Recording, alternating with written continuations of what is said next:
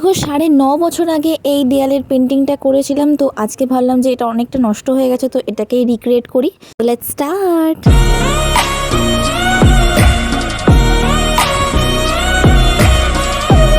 Guys, আমি একজন artist আর আমার ঠিক রাত্রি 1:30টার সময় আঁকা পায়, আর আমার বাড়িতে এটা নিয়ে খুব বেশি লেভেলের অশান্তি লাগে, কারণ আমার চোখের তলায় যে লেভেলে কালিটা পড়েছে তো সেটা আর নিতে পারা যাচ্ছে না। কি করব, আমার তো আঁকা পায় খিদে পাওয়ার মতো, তো আমার যখনই আঁকাটা পাবে অতএব আমাকে তখনই আঁকতে হবে, কারণ আমি একটা আর্টিস্ট মানুষ। আমার পক্ষে সম্ভব না যে আমার যখন হাতটা কুরকুর করবে তখন নিজেকে কন্ট্রোল করে আঁকাটা বন্ধ করে রাখা। এই ভিডিওটা আমি এতদিন পর আপলোড করার একটাই কারণ আমি জন্মদিন নিয়ে খুবই ব্যস্ত ছিলাম, আর জন্মদিনের জন্য আমি জন্মদিনের ব্লগগুলোই ছাড়ছিলাম এতদিন পর্যন্ত। তো এটা আমার জন্মদিনের আগের ব্লগ, মানে আমার কম বেশি এটা 27 তারিখ কি 28 তারিখ সামথিং আমি এটা রিক্রিয়েট করেছিলাম।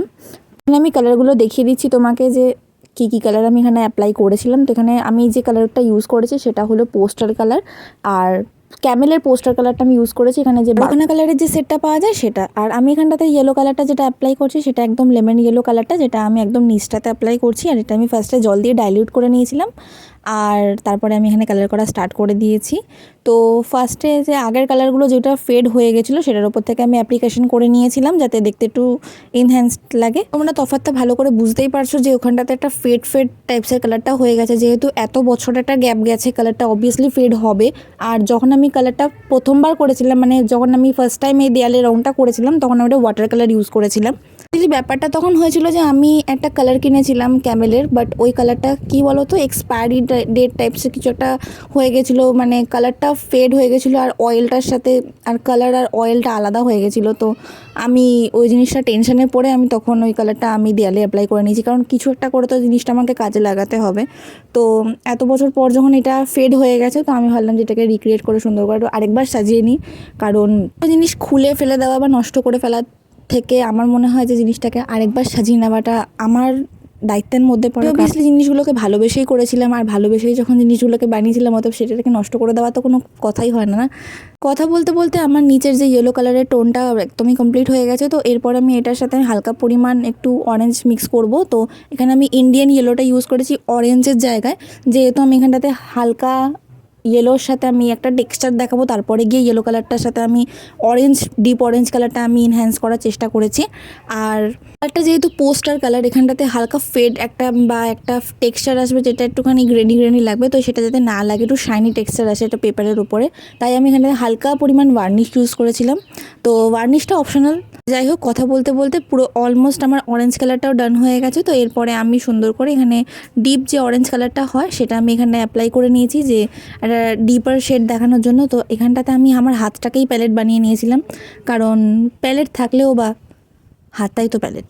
তো যাই হোক, তো এখানটাতে হাতের মধ্যে কালারটা করে নেওয়ার পর আমি আবারও প্যালেটটা দিয়ে কালারগুলো এখানটাতে ব্লেন্ড করে নিয়েছিলাম। তো ব্লেন্ড করে নেওয়ার পরে আমি দেখলাম যে আগের যে ডিজাইনটা ছিল ওটা অনেকটা পরিমাণ ঢাকতে পেরেছি, কারণ এখানটাতে একটা স্পট ছিল যেটা আমি যেহেতু লাইট ছাড়া কাজটা করেছিলাম, তো ওখানটাতে একটা জিনিস একটা স্পট হয়ে গেছিলো, তো এত বছর ওটা ছিল, তো আমি ওটাকে ঢাকতে পেরে গেছি।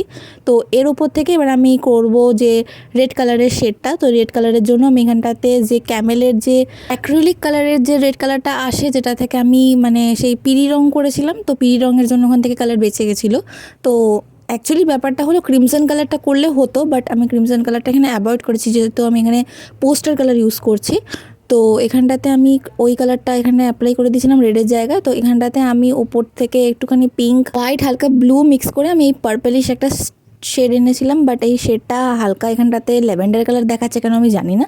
তো এখানটাতে এই কালারটা কমপ্লিট করে নেওয়ার পর ওখানে যেহেতু একটা শেড দেওয়াই ছিল, আর ওপরটা তো নীল কালার, তো ফার্স্টেই দেখালাম যে আমি ওখানে কালার করে নিয়েছিলাম। তো নীলের জন্য এখানটাতে পোস্টার কালারের যে দুটো কালার আসে, একটা স্কাই কালার আর একটা নেভি ব্লু কালার, ওই দুটোকে মিক্স করে আমি এখানে মিক্স অ্যান্ড ম্যাচ করে কালারটা করার চেষ্টা করেছি। কালারগুলো যেহেতু টিনের ওপরে মারা আর একটু ফেড হয়ে গিয়ে ছিঁড়ে নিজের বাইরে বেরিয়ে গেছে, তো আমি ওখানটা একটু গ্যাটিস মেরে জিনিসটা ঠিক করার চেষ্টা করেছি। এখানটাতে আমি সিম্পল যে A4 শিটের পেপারটা হয় সেটাকে আমি আঠা মেরে জিনিসটা করার চেষ্টা করেছি। তো আমি এখানটাতে হালকা আঠা দিয়ে আমি পেপারটা অ্যাপ্লাই করে দিয়েছি যাতে দেখতে একটু সুন্দর লাগে, একটু ভদ্রস্থ লাগে। তো এটার উপর থেকে অবভিয়াসলি কালার হয়ে যাবে, দেখতে অতটা খারাপ লাগবে না, বা এটা মানে দেখতে যে একটু অড লাগছে সেটা আর লাগবে না।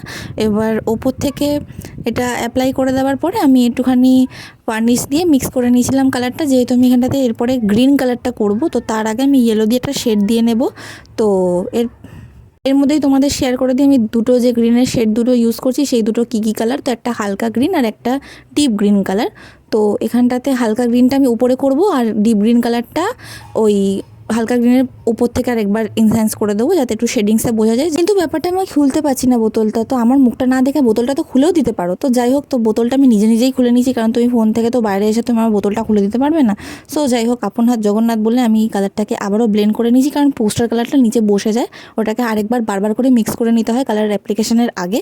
তো আমি এখানটাতে সুন্দর করে একটা পাতা এঁকে দেখে নিলাম। তো এই পাতাটা এঁকে নেওয়ার পর আমি এখানে পুরো কাজটা কমপ্লিট করার চেষ্টা করেছি। তো ফার্স্টে আমি পুরো হালকা কালারের যে পাতাগুলো ছিল সেটা আমি কমপ্লিট করে নেব, আর এরপর থেকে আমি ডিপার শেড এখানে শেডিংস দিয়ে নিয়েছিলাম।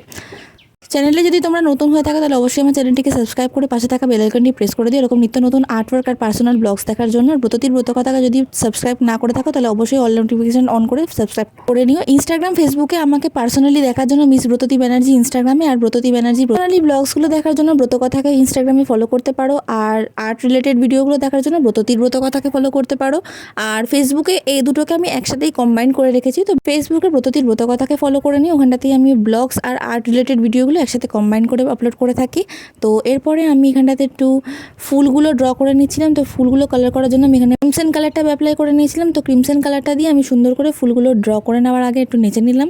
তো যেহেতু আমি এখানে গান চালিয়ে কাজটা করছিলাম রাত্রির 2টোর সময়, তো ওর জন্য আমি একটুখানি নাচানাচিও করছিলাম। তো যাই হোক, তো এভাবে আমি 4-5টা ফুল এখানে ড্র করে নিয়েছি।